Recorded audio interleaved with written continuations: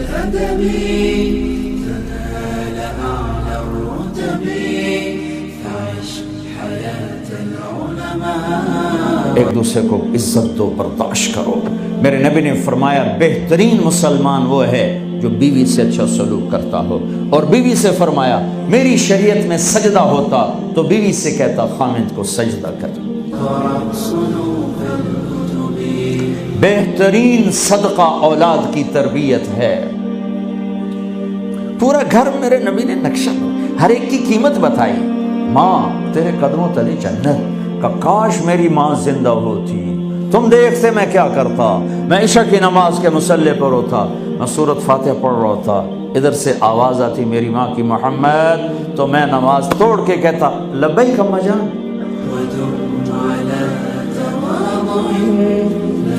باپ کا تیرے جنت کا دروازہ ہے، باپ تیری جنت کا دروازہ ہے، کھولنا توڑنا نہیں، کھولنا توڑنا نہیں.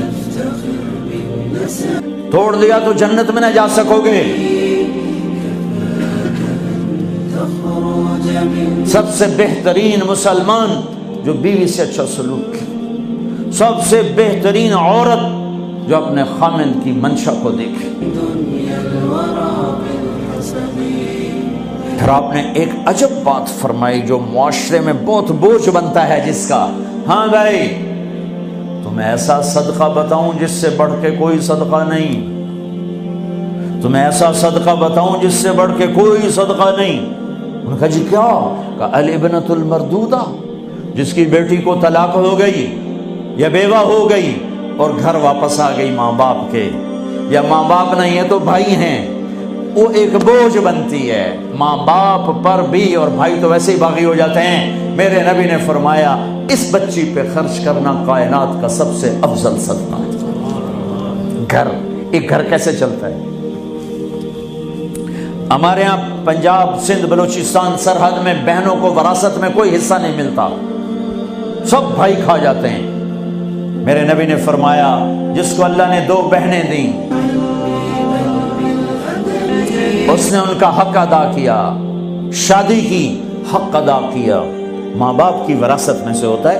اگر میں نے کو خود کمایا ہے اس میں بہنوں کا حق نہیں. ماں باپ سے اگر 1 روپیہ بھی آیا ہے تقسیم کیا جائے گا.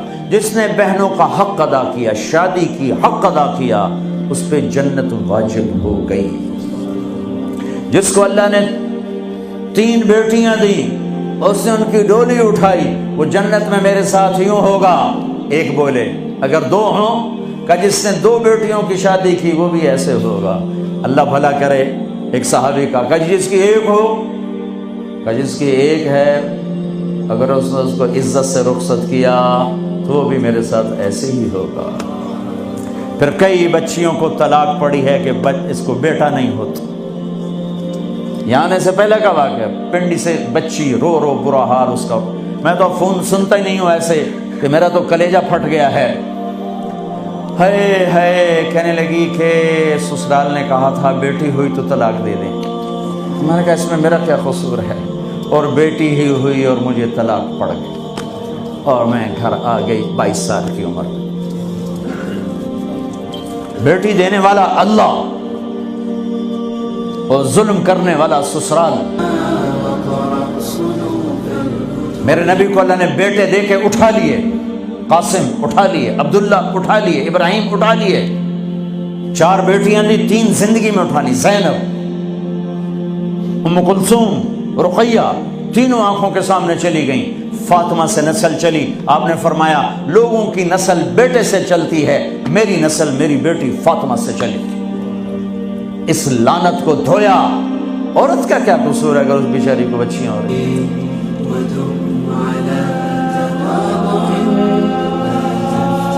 جس نے اپنی بہنوں کو حق ادا کیا، جس نے بیٹیوں کو ڈولے میں بٹھایا، ان کا حق ادا کیا، کہ جنت میں یوں ہو جائے گا. بہنوں کو دینا اتنا ضروری ہے، حرام ہو جاتی ہے روٹی. میں نے مولانا جمشید صاحب میرے استاد ہیں، میں نے ان سے تفسیر پڑھی. میں ایک دن شہد کی بوتل لے کر گیا، پرانی بات ہے 76-77. میں نے کہا حضرت یہ ہدیہ ہے. فرمایا کہاں سے لائے ہو؟ کہ میرے اپنے باغ ہے. فرمایا تیرے باپ نے اپنی بہنوں کو، تیرے باپ نے اپنی بہن یعنی میری پھوپھیوں کو، تیرے باپ نے اپنی بہنوں کو زمین میں سے حصہ دیا تھا؟ یہ سوال کیوں کیا؟ 10 روپے کی شہد کی بوتل تھی اس وقت، کہ اگر دیا تھا تو یہ میں لے لوں گا، اگر نہیں دیا تو پھر یہ حرام ہے، میں نہیں لوں گا، یہ مطلب